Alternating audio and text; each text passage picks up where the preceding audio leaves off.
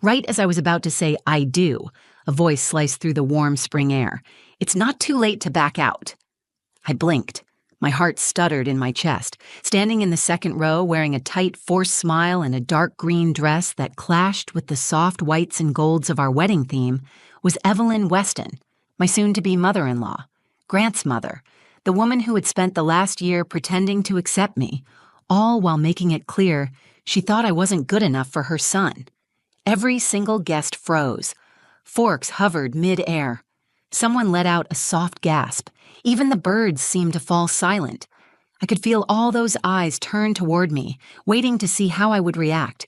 My hands started to tremble, but Grant squeezed them firmly in his, grounding me. I turned slightly and met his eyes. He wasn't looking at her. He was looking at me. Only me, like I was the only person who mattered in the world. I took a breath, willing my face to stay calm, even as humiliation and shock battled inside me. This was supposed to be the happiest day of my life, and Evelyn had decided to make it about herself. But before I could even open my mouth, Father Brendan, the priest officiating our ceremony, took a step forward. His expression, usually warm and easy, shifted into something unreadable.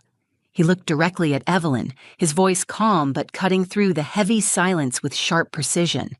"You were not invited," he said, his tone heavier than any of us had ever heard before, "and neither was your secret." A wave of stunned murmuring swept through the crowd. Heads snapped back to Evelyn. Some of Grant's cousins whispered to each other, their hands flying to their mouths. Even my own mother, Diane, stiffened in her seat, her hand reaching instinctively for my father's. I stared at Evelyn, watching the color drain from her face, then flood back in a hot, angry red. Her mouth opened like she was about to say something else, but no sound came out. The priest stood firm, not moving an inch. Next to me, Grant let out a slow, quiet breath and kept his fingers laced tightly with mine. His jaw tightened, but he said nothing either. He didn't have to. His silence spoke louder than any words he could have said. He had made his choice. In that moment, standing at the altar, I realized something I should have seen a long time ago. Sometimes family isn't defined by blood or last names. It's defined by loyalty, by love, by who shows up and who tries to tear you down. Evelyn had thrown her last punch, and for once, she wasn't going to win. Everyone waited, some still chewing slowly, as if trying to act normal but unable to look away. The entire wedding, frozen in a single breath, teetering on the edge of something that felt much bigger than all of us. And somehow, deep in my chest, beyond the fear and the embarrassment, I felt something else rise up. Strength. If this was the worst she could do, then she had already lost. I squeezed Grant's hand back, squared my shoulders, and prepared to take my vows.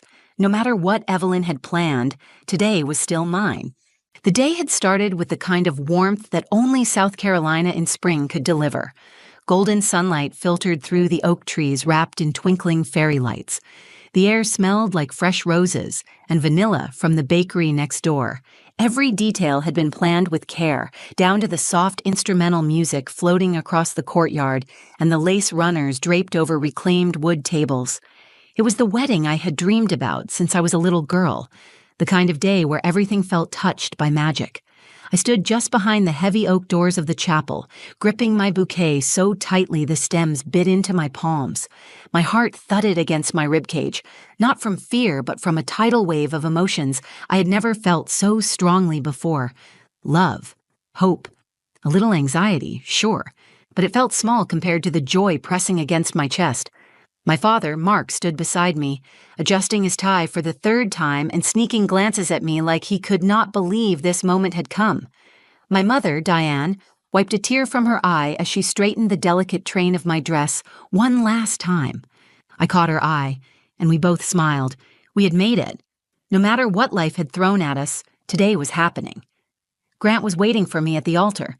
I could picture him perfectly, standing tall in his tailored navy suit, his sandy blonde hair a little messy from running his hands through it nervously. His deep-set green eyes, the ones that had looked at me like I was the center of the universe since the night we met, would be fixed on the doors, waiting for me to appear. The thought steadied me. He loved me. He chose me. Nothing else mattered. Well, almost nothing. Somewhere inside, buried under all the happiness, a small knot of tension twisted in my stomach. It had a name. Evelyn Weston, Grant's mother, my soon-to-be mother-in-law. From the beginning, Evelyn made it clear she had a vision for her son's future, and it did not include me. She never said it directly. She was too polished for that. Instead, she wielded passive-aggressive comments like weapons. "Cassidy, you are so simple. Grant always imagined a different kind of life." Or, "It's sweet you want to keep teaching after the wedding, but eventually you'll want something a little more ambitious, won't you?" Every conversation with her felt like standing on a trapdoor. Still, for Grant's sake, I had smiled through every forced brunch, every critical remark about the wedding plans, every disapproving glance at my modest family. I had told myself it would get better, that once we were married, Evelyn would see how much I loved her son and how happy we were together. Maybe then she would finally accept me. I wanted to believe that. I needed to believe that. Grant tried to shield me from most of it. He stood up to her when she crossed a line, always calm, always firm. "Mom, Cassidy is my family now," he had said after Evelyn made another snide comment during our engagement party. She had pasted on a tight smile and apologized, but her eyes burned with resentment. Even leading up to the wedding, there were warning signs. At the rehearsal dinner, Evelyn arrived an hour late without explanation, wearing white, pretending it was a coincidence. She criticized the catering choices and suggested the floral arrangements were a little pedestrian. Grant's father, Robert, kept his head down, silently enduring it all the way he always had. Still, no one expected what happened next. As the doors opened and I stepped into the aisle, the world melted away. It was just me and Grant. Every chair, every decoration, every whisper of disapproval from Evelyn disappeared when he smiled at me. It was a smile that promised 1,000 tomorrows, a life built together, a love that could weather any storm.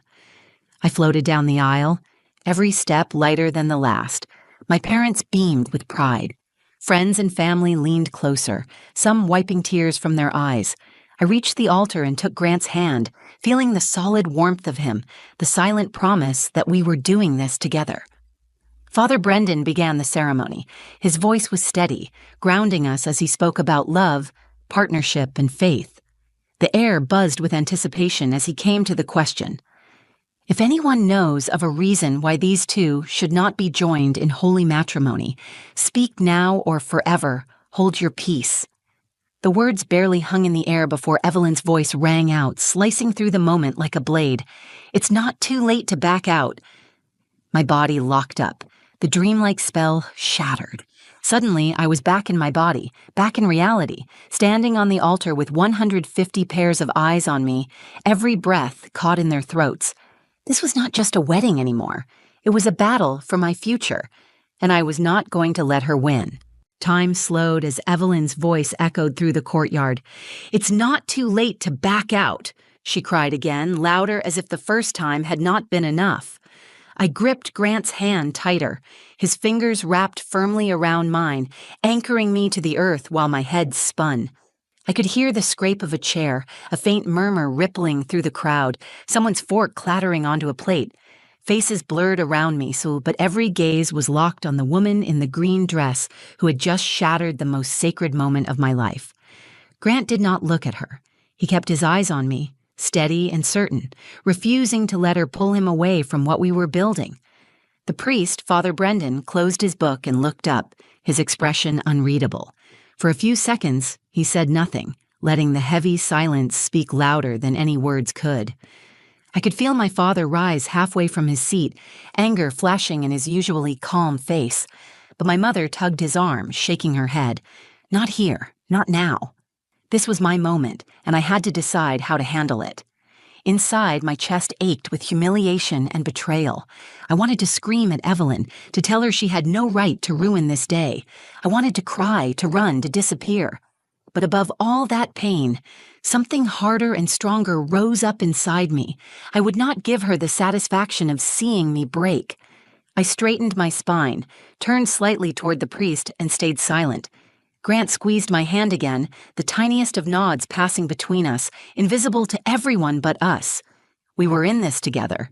Father Brendan took a breath, then spoke, his voice calm but carrying a weight that silenced the restless crowd instantly. "Mrs. Weston," he said, addressing her without any warmth, "you were not invited." A collective gasp shuddered through the audience. I watched Evelyn's face twitch. For the first time since I had met her, she looked unsure, like the world she controlled with cutting words and veiled threats was tilting out of her grasp. "And neither was your secret," Father Brendan added. His voice was sharp, final, the kind of voice that ended arguments rather than starting them. The murmurs grew louder. I could hear snippets. "What secret? What is going on?" Chairs creaked as guests shifted, craning their necks for a better look. Evelyn's hands clenched around her small clutch. Her lips pressed into a hard line, but her eyes darted nervously around the courtyard. She opened her mouth as if to defend herself, but no words came. Grant's father, Robert, sat frozen beside her.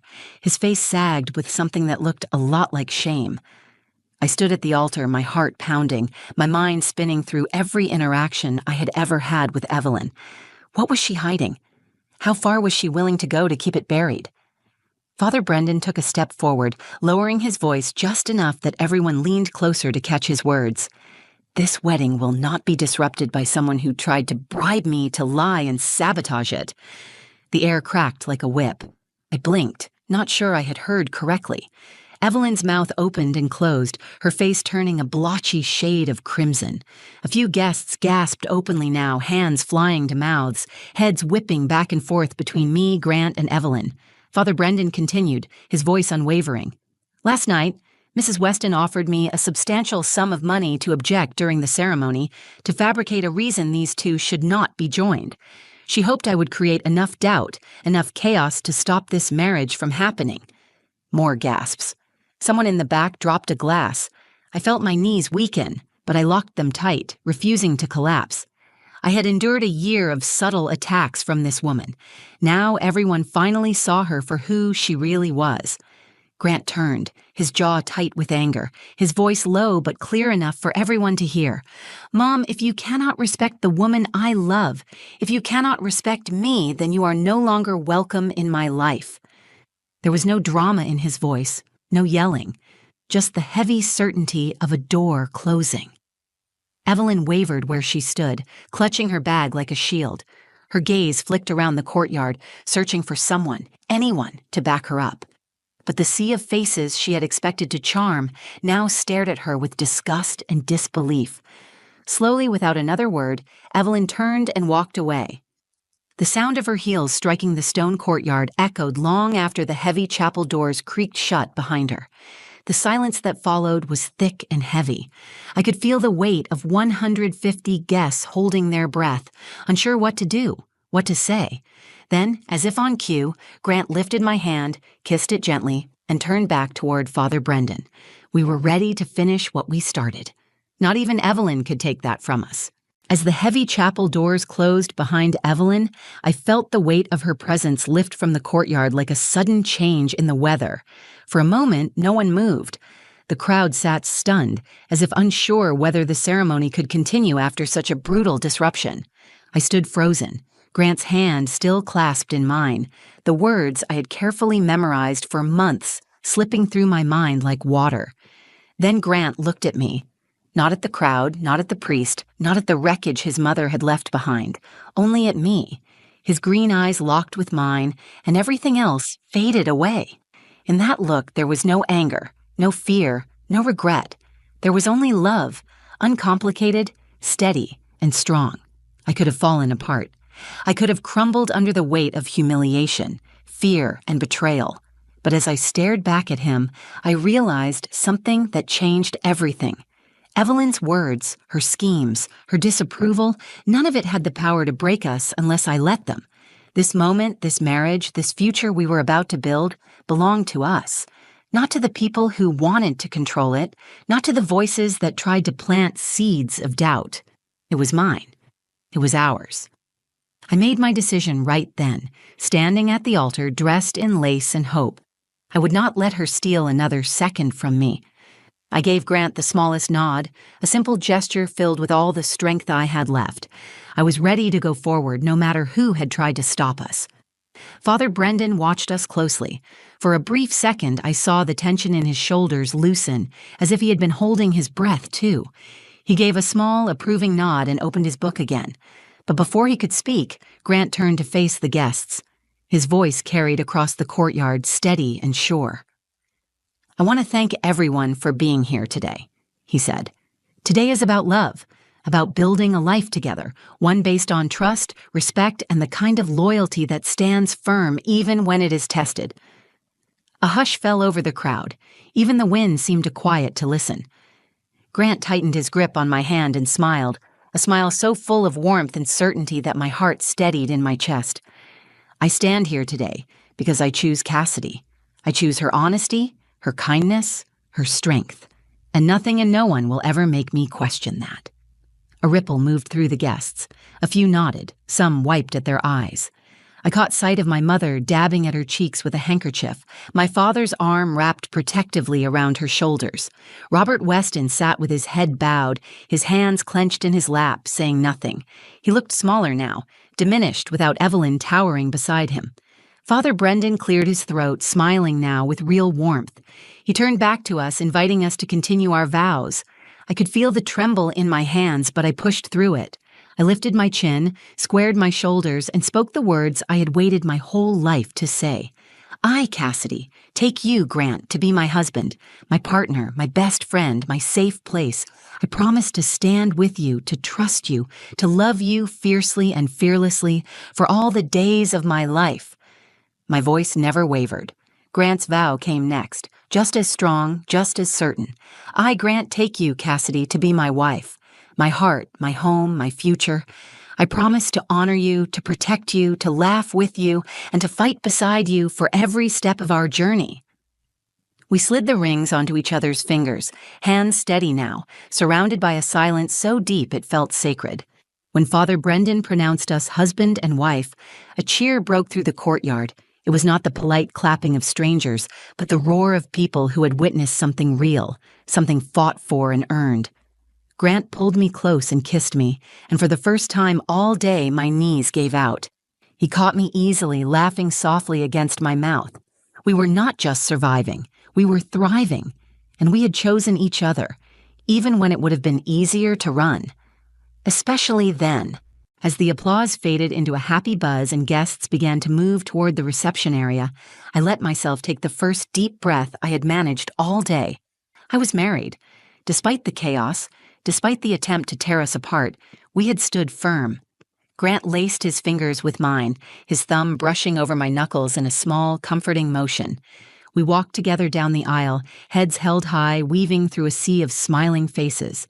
Some guests clapped us on the back, others hugged us tightly, whispering how proud they were.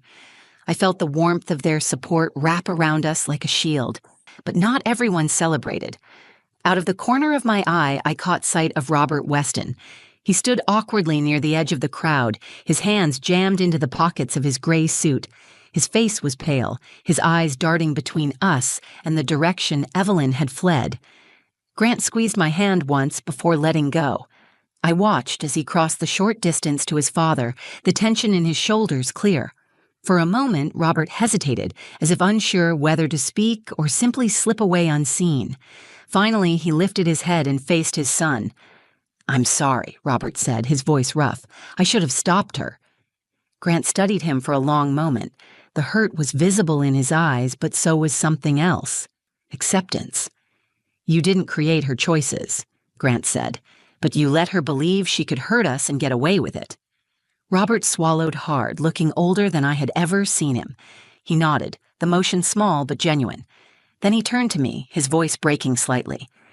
"You deserve better than the way she treated you. You both do. I hope someday you can forgive me for not doing more." I nodded, not out of obligation, but because I understood now. Some people fought their battles loudly. Others surrendered so quietly you barely noticed until it was too late. Grant returned to me, his expression lighter than it had been in months. We walked together toward the reception tent, where music drifted through the air and the smell of barbecue and sweet tea, mingled with fresh flowers. Father Brendan waited near the entrance. He greeted us with a warm smile, but there was a glint in his eyes that told me he was not finished speaking the truth. When the guests were settled and the first course had been served, he stepped forward with a microphone, tapping it once to call attention. "Before we move into the celebration," he said, his voice carrying over the crowd, "there is something important that must be said."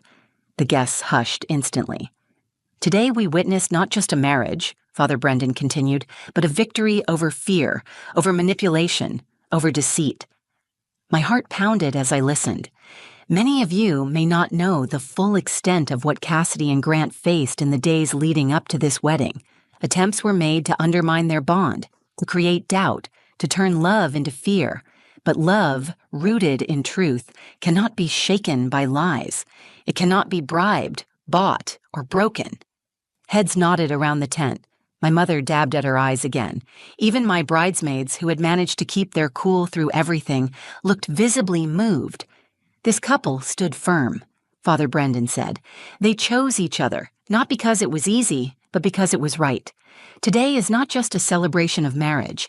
It is a testament to what it means to truly love, to choose loyalty when it costs something, to choose trust when it is tested, and to choose forgiveness even when bitterness would be easier." The tent filled with applause, stronger and louder than before, not just polite clapping, but the kind of cheering that came from people who understood the battle that had been fought and won.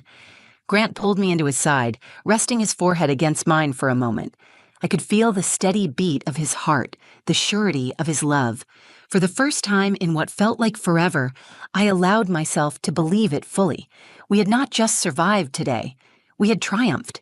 As the music swelled and our friends and family rose to dance and celebrate, I realized that the story of our wedding day would not be about Evelyn's betrayal. It would not be about the ugliness she had tried to bring into this sacred moment. It would be about resilience, about love, about standing tall when everything around you tries to knock you down. And as Grant led me onto the dance floor for our first dance as husband and wife, I knew with absolute certainty that we had built something no one could ever destroy. Not now, not ever. The reception glowed with life. Laughter, clinking glasses, the soft shuffle of feet on the dance floor filled the tent. Every corner of the space radiated warmth and celebration. For the first time that day, I allowed myself to relax fully, to breathe in the joy around me without waiting for the next disaster. When Grant twirled me around the dance floor during our first dance, I forgot the ugliness that had tried to creep into our day. His hand pressed gently against the small of my back. His smile was easy and real. I closed my eyes for a moment, letting the music, the lights, and the love surrounding us soak into every part of me. This was what mattered. This was what had survived. Throughout the evening, guests came up one by one to hug us, to share kind words, to express how moved they were not just by the ceremony, but by the strength we had shown. Even people I barely knew smiled at me with a kind of respect I had not expected. We were no longer just a newly married couple. We were proof that love could hold steady, even when everything tried to tear it apart. My parents found me near the cake table, my mother's eyes shining with pride. "You were magnificent, Cassidy," she said, pulling me into a tight embrace. "You handled yourself with more grace and strength than I think even you realize."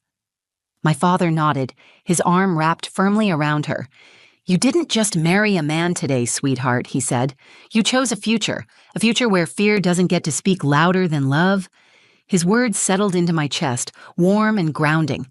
Later, Grant and I sat under a string of golden lights, plates of half-eaten cake in front of us, watching our families and friends dance and laugh together.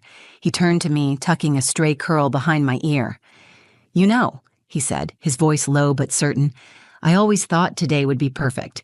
Now I know it already was, even before it started. Perfect doesn't mean flawless. It means real." I smiled, feeling the truth of it sink deep into my bones. Perfect was not everything going according to plan. Perfect was standing together when the plans shattered. Perfect was laughing through the tears, dancing despite the heartache, loving even harder when tested. As the night wore on and the stars blanketed the sky above us, I thought back to the girl I had been when I first met Grant. Hopeful, yes, but cautious too. unsure if she could really trust that happiness would last. Today, I became someone new, someone who had faced betrayal and chosen forgiveness, someone who had stood in front of a crowd and refused to back down when everything inside her begged to flee, someone who had realized that true love is not measured by grand moments, but by the quiet, stubborn decision to stay, to believe, to fight. I realized that family is not always made by blood or marriage certificates. Family is made by the people who choose you, who lift you when you fall, who stay when staying is hard. Evelyn Weston had tried to tear us apart. In the end, all she had done was show everyone how strong we really were. Her secret had not poisoned us. It had set us free. Grant squeezed my hand and kissed the back of it, his smile soft and sure.